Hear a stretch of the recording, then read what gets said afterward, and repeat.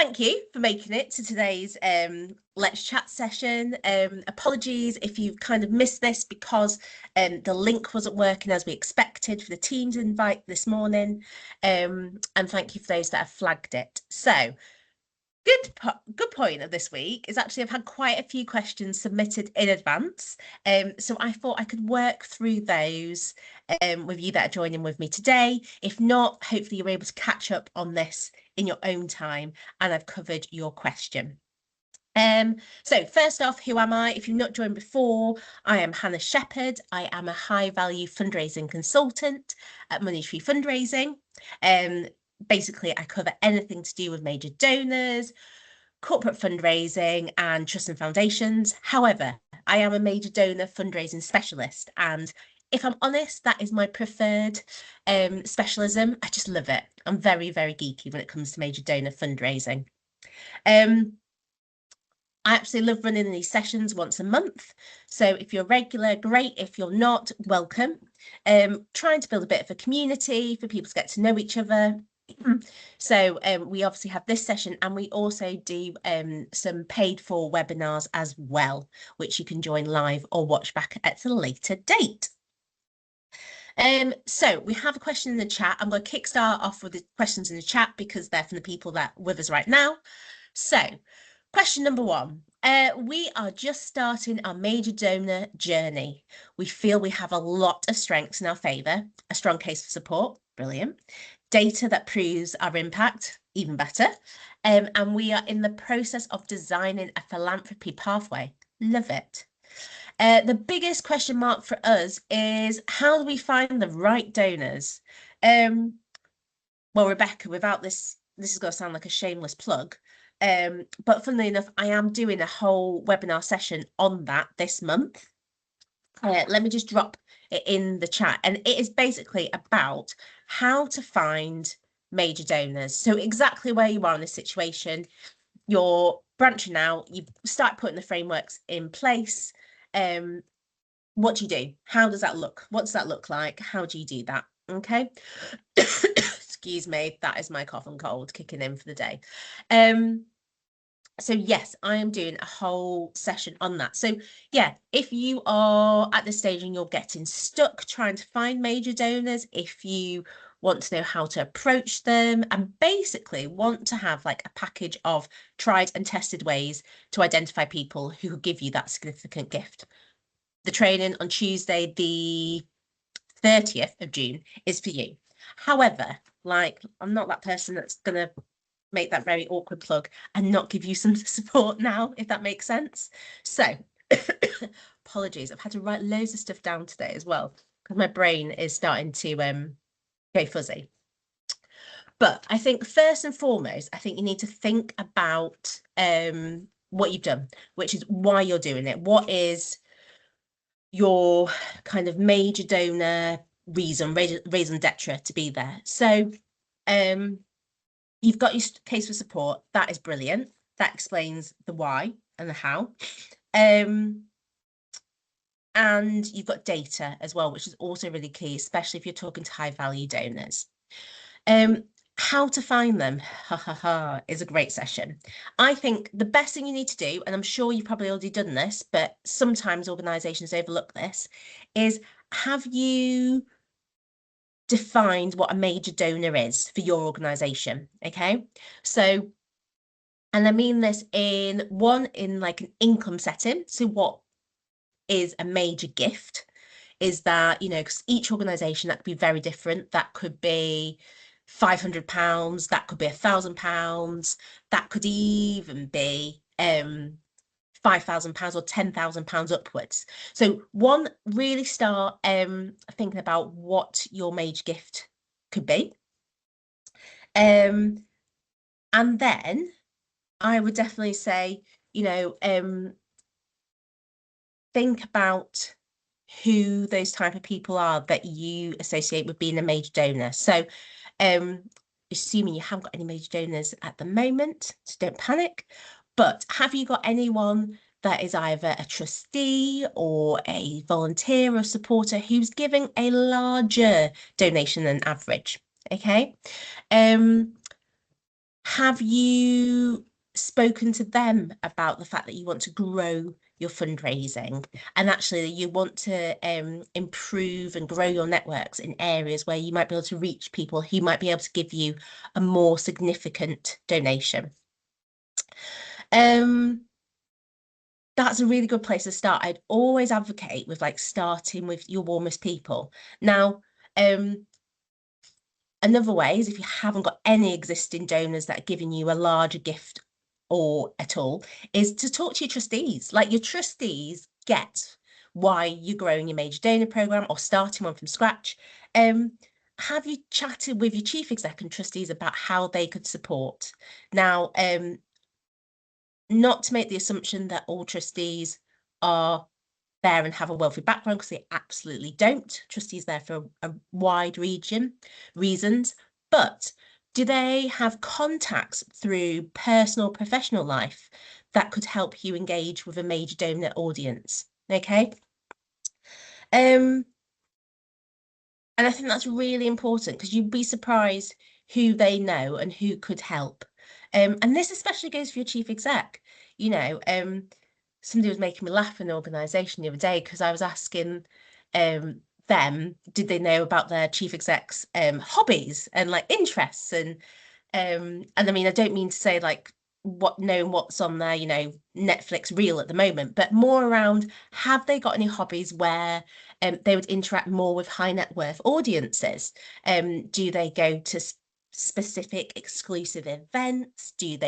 Are they part of supper clubs? Are they mixing with, local business people who could be potential major donors? So again, have a really good conversation with your chief exec. Another one, if you're community based, I don't know where you are, Rebecca, in the country, but you may have the kind of Lord Lieutenant system in your county. You may have a high sheriff. Again, these people are really, really helpful for helping you unlock major donors. Part of the remit, if you are a high sheriff of the county or you're a Lord Lieutenant, is to promote charities and philanthropy, to shout about small organisations. And often these people are mixing with a real diverse background of people, which could include high net worth individuals. So it's always worth kind of speaking to them. And find out who your local deputy lieutenant is. Is there a charity and a philanthropy-based one? Could you have a coffee with them? Could you tell them more about your project, your work? And ultimately, I think you need to be thinking about what impact a major gift is going to have. So not just, and I know we all know it's not just income for income's sake, but actually the real crux, like what transformation will a major gift or a series of major gifts have for your organization? So you might want to think about packaging it up a bit like a mini campaign. Do you have a target? Is it something where you could lead with it being a bit of a target to reach? I say that because that's quite helpful to help you identify major donors, people who want to help you reach a target. And there'll be different demographics of people who want to do that. And also, I think there's some really good research you can do. Again, if you are locally based or regionally based, sometimes it's not a bad idea having a quick flick through online of the top wealthiest people in your county. I mean, don't get me wrong, some of those lists and people be far, far out of reach and just really bizarre. But it sometimes gets you thinking of who knows who's made money in your area, and just helps you make those links of where you could go and you could approach people. And I think the bit that I've missed out in answering your question is how do you find the right donors? Now, that really comes down to you really honing and using your great fundraising skills. So you're going to be going out there to existing supporters, or you're going to be going out there to trustees, talking about how we want to grow our support, our network. And you want to be trying to meet some of these people that they suggest for a coffee or call and just see how they connect with your cause. And I'm assuming when you say right, I'm assuming you mean they're in it for the right reasons. Or do you mean maybe that they have got the enough gift capacity? Feel free, Rebecca, just drop something in the chat. Just the ones that like most aligned with what we do, that the gift capacity. But yeah, that basically kind of work. So I work at a charity that supports girls and young women. So I suppose it's about, I was thinking about the people who would want to support that is what I meant by right. Oh, okay, right, okay. Sorry, I'm going off on a tangent as well. So yeah, no, exactly. I think it's talking to people, it's finding out their motivations. And I think you can get a steer from people that already support you. I think a really nice question to ask existing supporters is, do you know anyone who might consider supporting us? And they might not be, those suggestions may or may not be major donors, because again, it's quite hard to ask people to rank the capacity of their friends, if that makes sense, if they're not got obvious indicators. But you could have a conversation with that suggested person to just see. And the worst case is they might not be a major donor, but they might go on to be a lower level supporter. They might become a volunteer. But the more knowledge and the more conversations and people you meet, it will start to spiral. I remember starting so many major donor programs where you're like, God, I just know one person who supports this charity. And then you start unpicking it. And before long, you're able to build that pipeline. Rebecca, does that answer your question? Again, I'm very conscious I've been taking cold and flu tablets today. So my usual train of thought may be a bit higgledy-piggledy, but does that help? No, that was brilliant. Thank you so much. Okay, thank you. Let me know. Again, thank you for those that have joined midway. We've had technical issues with the Teams link this morning, so we're going ahead, slightly smaller number than usual, but thank you for joining us. I have got another question that I do have to ask because there was quite a few submitted beforehand, and I don't want people to miss out. But there was one that said, and again, I'm going to read it out so I don't miss anything. It was, how do you steward major donor relationships when your charity doesn't have a HQ or a venue to show off, or an event at which you can roll out the red carpet? So for context, our cause provides a support service across England and Wales to families and their homes, to families in their homes, and runs a young people's engagement service. So my thoughts on this one was initially to focus on providing the major donors with an experience of the support service that you offer to people in their homes or to the young people engagement service. So if you're looking to do something stewardy to kind of get them to understand your service better, could you recreate like a mock service as part of an online call, a bit like this? Or is there a way of obviously maintaining confidentiality, but is there a way of them listening to a recording of a video or to a call that you do as part of your service? I think the more you can almost immerse your donors in what you do, that's really important, so they get a flavour of what they do. I think also there will be a real appreciation with possibly something like this, and possibly similar to Rebecca's scenario, which is you can't necessarily take donors for safeguarding reasons or for a variety of reasons to the service that you deliver. But that isn't an issue. I think I liken this a little bit to when I worked for an international development charity. So unless we got a plane overseas for quite a way, there was nothing for donors to touch and feel. But that doesn't stop you giving really, really good stewardship. So, one other thought I had around the scenario is you have a young people's engagement service. Could you speak to young people that use your service? Could they come together, or, could they create something that they feel explains the impact of the service, and do it very much with them. So be very mindful. We don't want to be extractive of our beneficiaries, excuse that term, or people, our service users. But could you work with them? Is there something that they would like to showcase or share, or highlight that they really get out of the service that you deliver? You can make other opportunities for stewardship, such as engaging with your program staff or the people that deliver your work. As a donor, it's always amazing to speak to the technical people, the people that really get it. So, don't be afraid to kind of set up calls or meetings or lunches with your program staff where it's appropriate, and give donors that type of stewardship experience.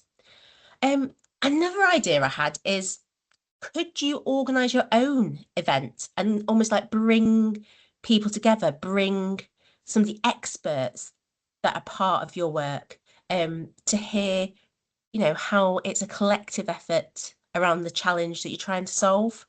So, for example, I'm assuming your charity tackles maybe an overlooked social or health issue. Could you bring in someone who is an expert in your field, whether they're on the books as a paid member of staff or, externally, and could they do like a keynote speech over lunch or a supper dinner? Could you create that kind of stewardship event, a bit of a, don't say money can't buy, but almost like a really unique insight into the challenge you're solving and how your organization is part of that.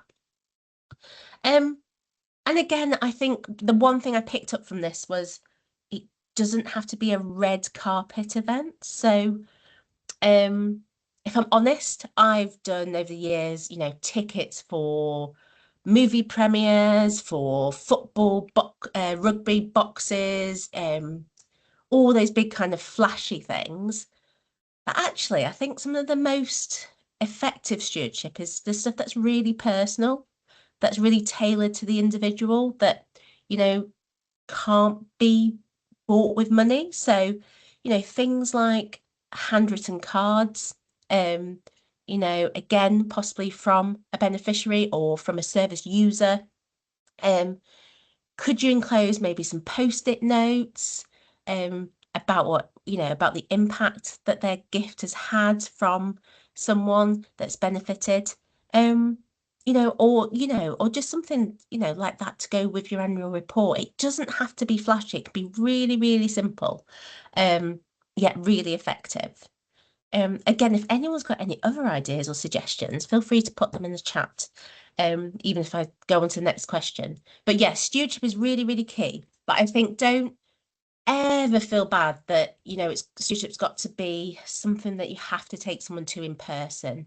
It's really about trying to immerse your donors in the work that you do and really communicating that really clearly and simply so they just get it.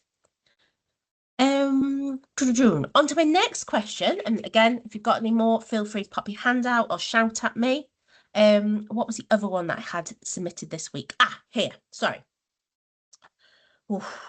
Sorry, a deep breath, because I feel like this could resonate with a few of us. So, they said, I'm struggling with high expectations for major donor fundraising in my charity. And the pressure of raising income is pretty high.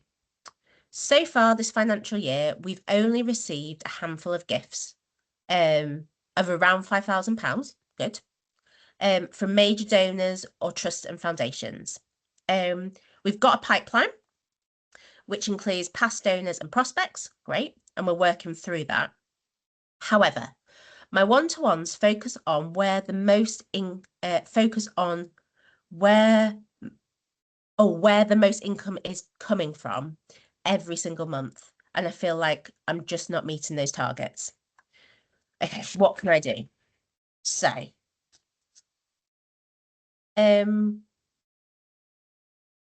first and foremost, I think celebrating the success you've had.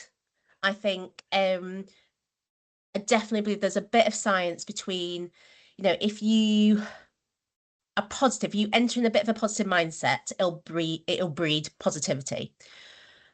And that's because you've started securing gifts. So you've obviously got a cause that attracts people. You've got major donors that have given gifts. You've had trusts and foundations that have given gifts. Okay. So you're doing stuff that is right. And you know that.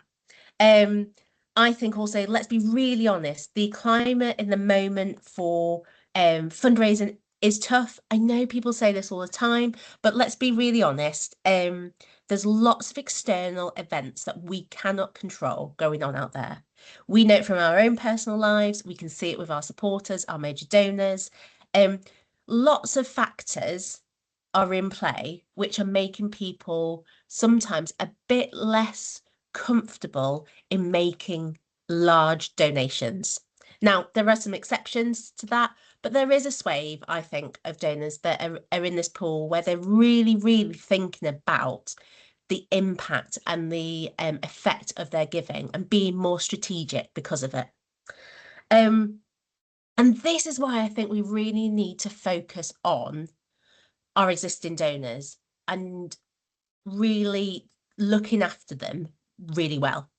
And making sure that stewardship is really key, and making sure that they're part of an inner circle tract, and that you're sharing things, that you're asking them for perspectives and feedback. I mean, obviously not bombarding them, but really building strong relationships with them so that they don't feel that, actually that charity, yeah, I've given them a large gift, but I don't really hear back from them. I don't really know the impact of that gift and what I've helped to achieve. But I get that. So those are things I'm sure you're already doing, but I think those are really good things to focus on to kind of help you manage your own expectations as well. In this scenario, I would also advocate kind of falling back and using the 6 stages of fundraising. So if you've got a pipeline, you've got donors, you've got income coming in, and you've got one-to-one meetings where you're being asked, what's happened with this donor, like when's the next gift coming in, really use some kind of systematic process. So I advocate for the 6 stages of fundraising, and show how those relationships with those donors in the pipeline are progressing month on month. So those six stages being identify, research, engage, ask, thank, and steward. So put each donor, each prospect against one of those kind of selections, and then make sure that you are showing how they're progressing through that cycle. So it's okay, for example, to somebody to be engaged for maybe a couple of months. You might be having emails back and forth. You might be having meetings. They may be coming on a project visit. Great. You might even be working up that ask with them. You haven't quite found out exactly what they're interested in. So your engaged bit is going to be one of the longer stages. But also using this, you can also show that, you've identified new prospects, you've done your research on them, you've got a bit of a plan of how you want to engage them, and that you're kind of pushing them through that pipeline. And also, if you are finding that you're getting a load of donors stuck in engage, we've got to remember that actually major donor fundraising isn't just the sole responsibility of the fundraisers. It's a whole organization support system. So you need that support from wider. So you may be finding that actually, and your one-to-one's a really good place to discuss this, that, so-and-so's stuck in engage, and I really need something else from the organisation to move that forward. And it could be, for example, this major donor is not necessarily interested in the work that you're doing right now. They're interested in what's coming online in the next, 12 months, 18 months, 2 years, 5 years.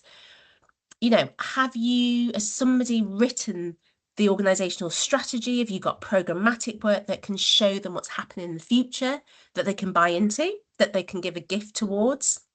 Does your major donor really need more time with more senior leadership? Like, come on.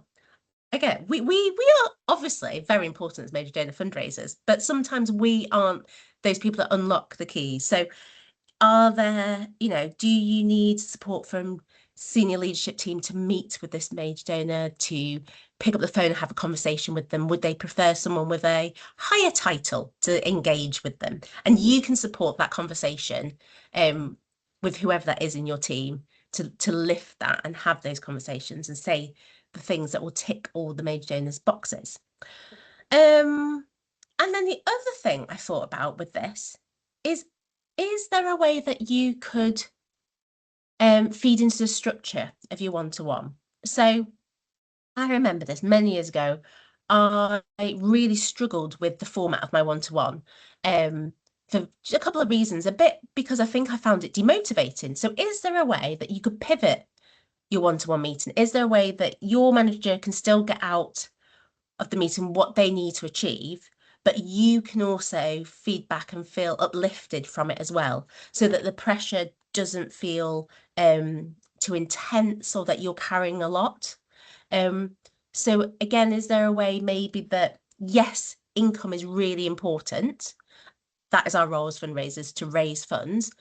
That obviously still is included. That's still a big focus of your one-to-one. But is there another way that we can really, you can use the time to look at kind of some of the other challenges that are wider in the organisation that are preventing you from getting those gifts in? Or can you do more of a case study and explain, you know, your solicitation plan, so your manager really understands that you've clearly thought through what to do with this individual, what kind of engagement is needed, where you want to take it, and when that ask is likely to happen. When are you going to make that ask, and when does it feel right? And I think it doesn't always have to be a time. I mean, let's be honest, we've got budgets, so we do have to kind of put in a time, don't we? A month for when that ask is going to be made. But also, don't forget that you know, as a fundraiser, there's a load of criteria that needs to be met by your organisation before that donor is going to give you that gift. And actually, sometimes being really honest and listing out that this needs to happen. You know, I know that they'll really appreciate a call from the chief exec. I know they're going to want to know the outcome of a previous major gift that they gave, or that they want to hear the outcome of, you know, a transformational gift we secured, or you know, they want to see the strategy and have like an insight of the strategy first. You know, all those things need to be done before they're gonna be ready to give you a gift. So, you know, point that out in your one-to-one and show that actually you're doing what you can, but also your major donor success also relies on other factors internally within your organisation. Again, if anyone else has got any suggestions or things they've done before, or ideas for people that are in this situation, by all means, chuck them in the chat. Let me have a look. Another question I have got here. Oh, we've had this one already, which was, I've been tasked with growing major donor income at a small charity based in the Southwest. I don't know where to start or who to ask. Exactly like Rebecca's question earlier. Like I said, make sure you define who a major donor is, what a major donor gift is. Really think about the purpose as well. Why you do major donor fundraising? Why, you know, what is it that will really make the difference with this income, and be able to communicate that really clearly. And make sure you're looking at the who, what, and how stages as well for getting yourself going. This person said as well, they're based in the southwest of England. Again, think about like your kind of structures for support around sheriffs, Lord Lieutenants. Think about people that maybe are already been in the press in your area for making a large donation or supporting charitable events. Have a look what very nice exclusive events might be happening in your area. Do you have a very highfalutin arts festival possibly? Is there a way that you could be part of that this year or next year to kind of promote your charity or be the charity partner? You know, is there a way, is someone doing some kind of event where you could just do a very quick 10-minute speech and introduce your charity and do a bit of networking? Those kind of things in the right kind of demographic can go down really, really well as well. Okay. And let me have a look. Oh, right. Other things that I had on my to-do list to check, because I'm conscious we've got just 10 minutes to go. I have got on here, somebody did speak to me this month about working with trustees. I don't know if that's of interest to anyone. And I think it was around how to get buy-in with trustees. So I think there can be, and it's not in every organisation at all, but there can sometimes be a misalignment between fundraisers and trustees. Because I guess it's two different worlds. They are there, trustees are there to manage the governance of the charity. As fundraisers, we're there to deliver the kind of program fundraising. So sometimes not all trustees understand fundraising, how we go about it. And I think the best way to work with trustees is to just explain what you do and politely explain it in really simple terms. Like if you have the opportunity to show a trustee what you do, almost like day in a life, and explain like what your work plan is and what your strategy is. Once you start taking them through that and they understand that it's a long-term plan, because major donor fundraising is, we don't get payoffs instantly in a month for setting up a new program. They will get it because that's part of their governance. That's part of the way they think about your organisation in the long term. So I would always say for trustees, it's great to do a lovely session about what is fundraising, what is major donor fundraising, how do we do it, and how can they help? Because you never know who they are talking to, mixing with, that they could kind of introduce to you as a potential donor. Excuse me. If this is something that you're interested in, we do support with this at Money Tree Fundraising. We can do sessions with you and the team to either do it with your trustees or to empower you, give you all the skills for how you can deliver it. So that's something that is bearing in mind, and let me know if you're interested in that. Oh my goodness. Other things I thought before I forget, and people have to always leave, is we have the next live chat where I will definitely make sure the link goes out on time, is in July. So you can sign up for that from today if you haven't already. I mentioned the event about how to find major donors. That's happening at the end of this month. After next month's Let's Chat in July, we're going to have a pause for the summer period, just because I know attendance drops off whilst people take holidays. So we will be back after July in September with a Let's Chat major donor session. And then I also have a new suite of webinars and trainings that I'm going to run, which also include things around effective prospect researching, if that's of interest, and prospect researching for major donors from the perspective of major donor fundraisers. What should we be looking for? What should we be wary of? Due diligence, that kind of thing. Also, a bit of a follow on from this month's session about how to find major donors. What do you do once you've found them, and what do you say to them? What are the first kind of steps of making contact? What does that look like? What are tried and tested ways of doing it? And you've been successful. So I'm hoping to run that session in September because I think that's really important and really key. And we'll follow on from what we do in June this month, because I will touch on it slightly, but I probably won't be able to go into it in loads of detail. And then, as usual, I'm always open to suggestions for webinars. If you want to do something in a deep dive, we did volunteer fundraising boards, because that was two-parter. We've done events in May. Oh my goodness, major donor events that do not raise money really get my goat. So how can we create major donor events that produce a successful return on investment, but also are really engaging and inspiring for donors as well? So everyone leaves feeling uplifted, buoyed, inspired, and with gifts coming in. Guys, you've been brilliant today. Thank you for bearing with me with the technical issues. Thank you for bearing with me because I am absolutely full of cold. Again, feel free to email me, drop any messages to me on LinkedIn or via my Money Tree Fundraising email. If you've got any questions, give me a call or give me a chat about it. Thank you very much. Thank you for wishing me well. I know it's my own fault. I think I got too excited after the sunny weather and wore shorts for too many days after it started to turn cold. But thank you. And I hope to see you plus everyone else that's watching this recorded again soon. So take care. And I hope that's helped today. Okay. Bye, everyone. Bye.